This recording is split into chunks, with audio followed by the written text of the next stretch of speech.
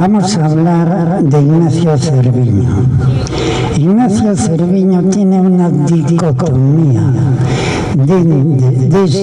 perdón que me voy al gallego, desde que Eugenio Iroa Hermo en el 64 dijo que el cruceiro de Io era de Ignacio Cerviño. Hasta ese momento siempre se dijo que el crucero de Io era de José Cerviño. Y esta dicotomía continúa. Pasaron 45 años, 60, menos mal que tengo a Anso a mi lado para corregir. 60 años y seguimos exactamente igual. Presuntamente nosotros pensamos que es de Ignacio. ¿Y por qué lo decimos? Bueno, hay cantidad de datos, pero Anso, que siguió la vida de Ignacio desde que nació en Aguasantas hasta que murió en Porriño, nos lo va a explicar por lo menos. Hay una cosa segura. Cuando el cruceiro de Io se hizo en 1872, Ignacio vivía en Io. Y en aquel tiempo puedo aseguraros que no estaba veraneando. Y para más, en aquel momento, en el 72, tuvo una hija, me parece. Pues sigue. Hola. Boas tardes, gracias pola vosa presenza. E nada, vou continuar un poquinho falando pois do noso protagonista, non? Tratase dun home que destacou no mundo da escultura e tratouse como o mestre Cerviño, non? Como dixo Estanislao, desde o ano 64 existe unha identidade deformada, unha identidade alterada na persoa de José Cerviño hacia o mestre Cerviño, no canto de Ignacio Cerviño, que é o que nos defendemos, non? Eu seguín a pegada de ambos, de José Cerviño e de Ignacio, e todos os datos que había xa contrastados por Iroa, por investigadores como Estanislao, como Carlos Solla ou como Alfonso Fernández Sotelo, pois puiden engadir moitas máis probas que acreditan que o verdadeiro mestre Cerviño correspóndese coa persoa de Ignacio. Este home naceu no 1834 na parroquia de Aguasantas, en Cotobade, do mesmo xeito que José Cerviño o fixo na mesma parroquia 9 anos despois. A confusión ven de máis de 60 anos, vamos ya por aí, de máis de 60 anos, porque cando Iroa investiga a figura de Ignacio Cerviño xa foi no 64, xa pasaron 61 anos, polo tanto. Desde que Ignacio Cerviño xa con 18 anos probablemente traballou co seu pai, porque o seu pai era un mestre de obras moi coñecido, e está documentado en un antenotario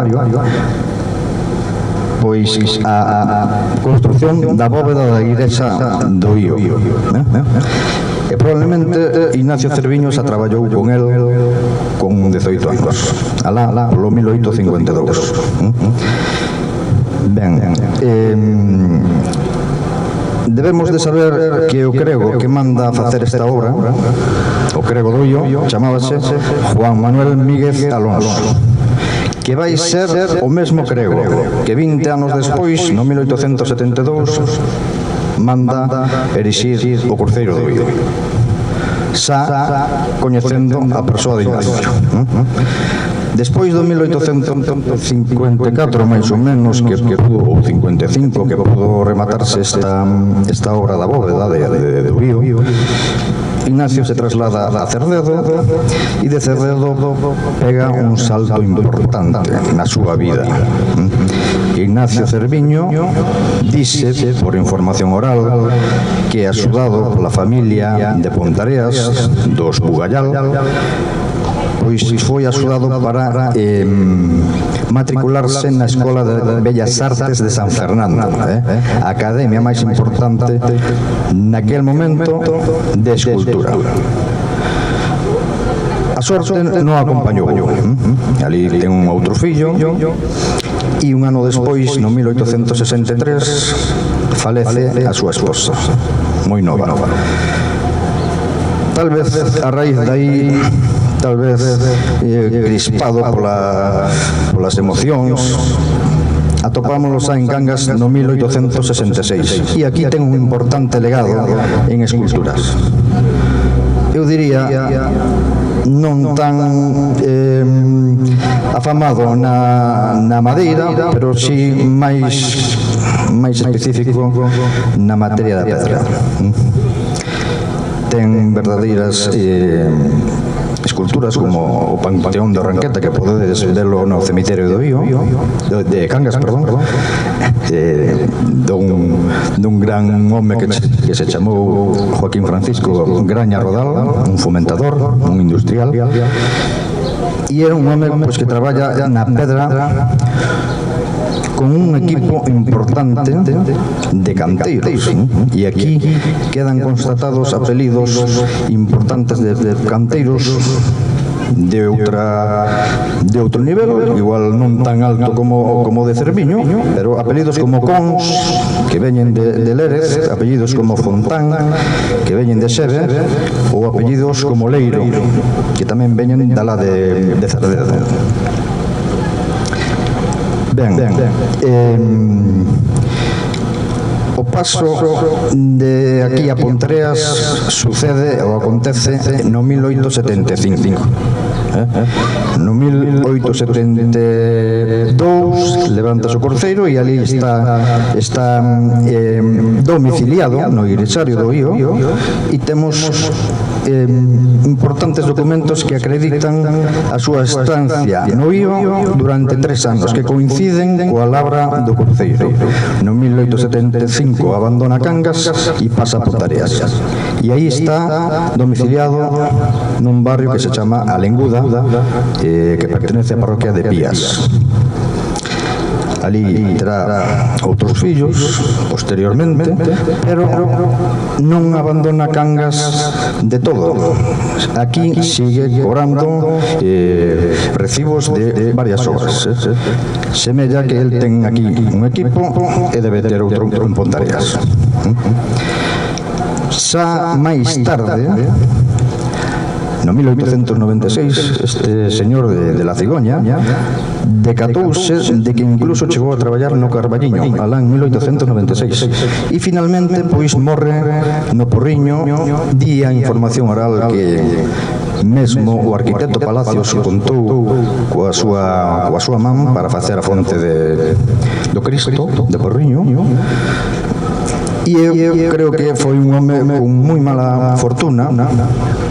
Solo sobreviviron 2 fillos de 8 que tuvo e pasou desapercibido. O seu nome borrouse en favor de José Cerviño. É curioso, non sabemos o porqué.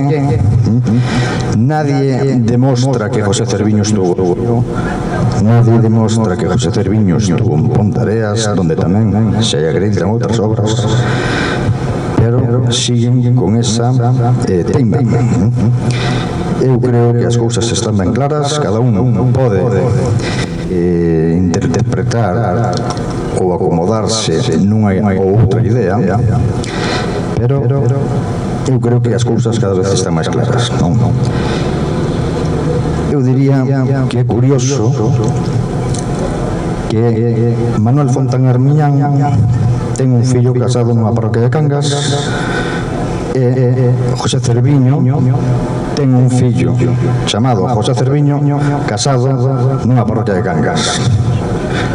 Tal vez se ven por aí a confusión, non sabemos, pero nos seguimos investigando, nos seguimos empleando o noso tempo intentando demostrar a historia, porque a historia é bonita, pero hai que saber a historia real. E nada, eu paso aquí o micro a de la Cigoña. Gracias. Rematamos dicindo, como se di agora cando se sospeita algo, supostamente, creemos en Ignacio, supostamente. Podedes pensar e creer tamén en Xosé. Non nos enfada en absoluto. Moitas grazas. Bueno, pues nada máis. Moitas gracias por a vosa compañía e aquí estamos para intentar axudar a levar a cabo a nosa historia real. Gracias por todo.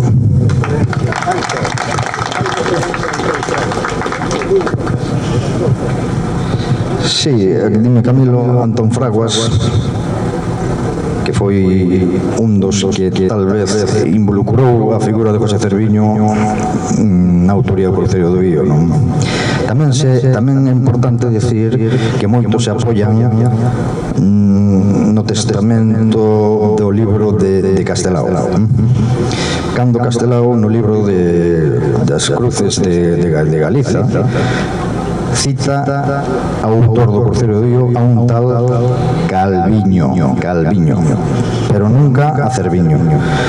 Entón, creemos que aí faltan varios chanzos na escaleira, Eso non está continuado. Eso é algo que quedou aí, alguén asentou. Tal vez tamén, eu creo que, e eu eso normal, non? Que os familiares de José Cerviño, pois, voguen pola súa autoría, non?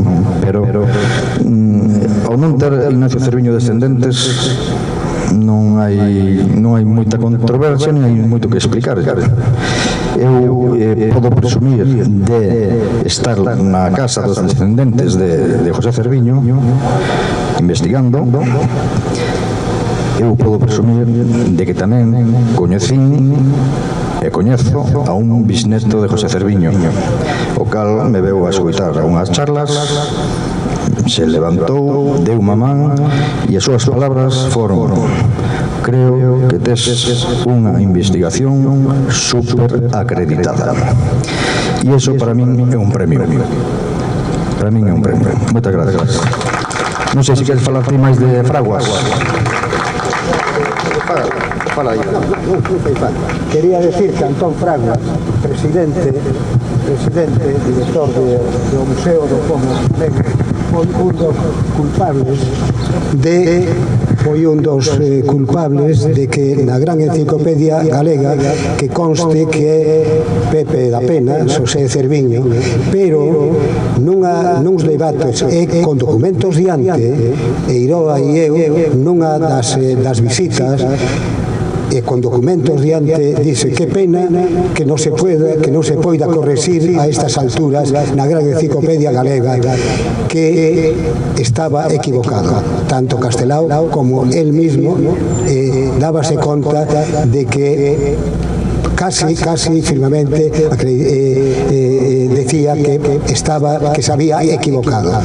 Por lo tanto, eu creo que hai certa documentación que avala esa autoría na persona de Ignacio Cerviño Quinteiro, en detrimento, claro, de que Pepe da Pena, que ao mellor fixo outras historias, incluso o de hai un pórtico nunha entrada en Porriño que tamén se atribuía a Pepe da Pena, e agora sábese que é de Ignacio Cerviño tamén. Era iso solo.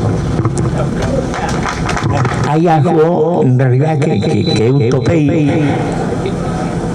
restaurando a urna do Cristo Yacente, un manuscrito pola man de Ignacio Cerviño. Escrito, eu recollín esas tablas, trateinas, están expostas na sacristía para cando haxa un museo aí dame clara o que fixo unha serie de imaxes que el fixo esculpiu, vamos, entre eso Cristo do Discernimento, donde fala o Nazareno, y todas estas efijas fueron hechas por la mano de Ignacio Cerviño, natural de Aguasantas, siendo párroco de Cangas, don José Martínez, natural de aquí. Bueno, relata todos os santos que estuvo facendo en Cangas. O sea, aí quedou nun debate, non sei se a cigoña estuvera, non sei, 96 no Concello, donde se levou incluso a escultura do Cristo Yacente, levouse o Concello, estuvo ali presente, donde se demostrou que os puntos de esculpidas do escultor eran idénticos ao cruceiro do Vigo. As proporcións, todo a volumetría da obra estaba acopiada e ali quedou o de ese señor que, claro, como dixo Castelao, a palabra de Dios, pero Castelao non estuvo no IO, a mí non estuvo no IO. Era iso, eu máis que nada, máis que o propio autor que se fique escribindo eu, máis que iso.